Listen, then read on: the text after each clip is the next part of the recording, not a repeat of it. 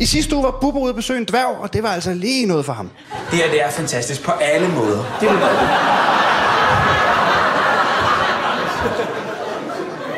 Det er fantastisk. Lige Bubber, du. Den her uge er turen kommet til minoritetsgruppen mandlige prostituerede.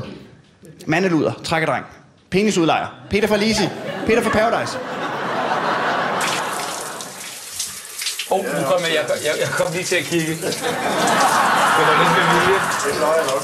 Nej, men det var lidt med vilje. Det var fordi, jeg ville lige se, om du havde ret. Det har du. Du er veludrustet.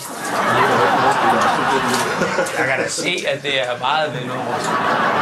Bubber er meget imponeret. Han har selvfølgelig også lige set en nøgendværg. Jeg ved ikke, om Bubber er i gang med at afsøge nye jobmuligheder. Jeg tror, han har bedre chancer som dværg end gigolo. Hvordan vil man som kvinde reagere, hvis man ringede efter en gigolo? 20 minutter efter banker det på døren. Hej, jeg hedder Bubber. Nu skal jeg få din rockblomst til at danse. Bubber startede jo sin tv-karriere i et badekar. Nu er han tilbage i badet igen. Jamen, det virker som om, han gerne vil med ind i brugskabinen, ikke? Og lave sjov, og lave ballade. Jamen, det er nogle gamle referencer, jeg ved godt, det er... Er du klar, hvis jeg tænder den her rockblomst? 1, 2, 3. Det er fandme nostalgi. Bubber tilbage i badet. Ring ind, børn, vi skal finde Holger. Stor Holger. Skal vi se, om der kan lægge pikken på først? Så mødes vi igen, general Drøbtud. Ja, de gjorde, unge mander. Goddag. General Drøbtud. Bubber topper tidligere programmer i grænseoverskridende scener.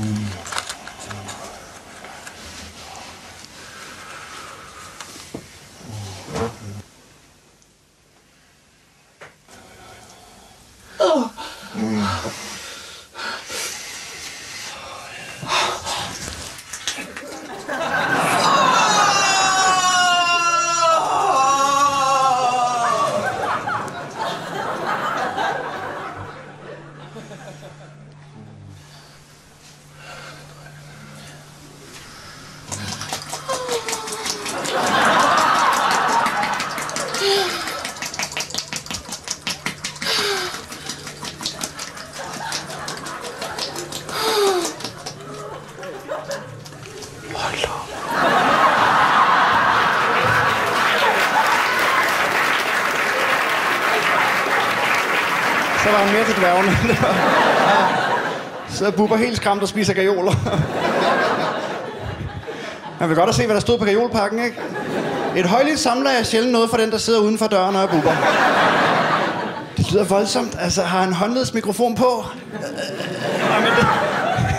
Hvad er det for en lydmand, der lige har sagt, undskyld frøken, må jeg lige hive ud, og så klipser vi simpelthen lige en mikrofon på din skamlæbe.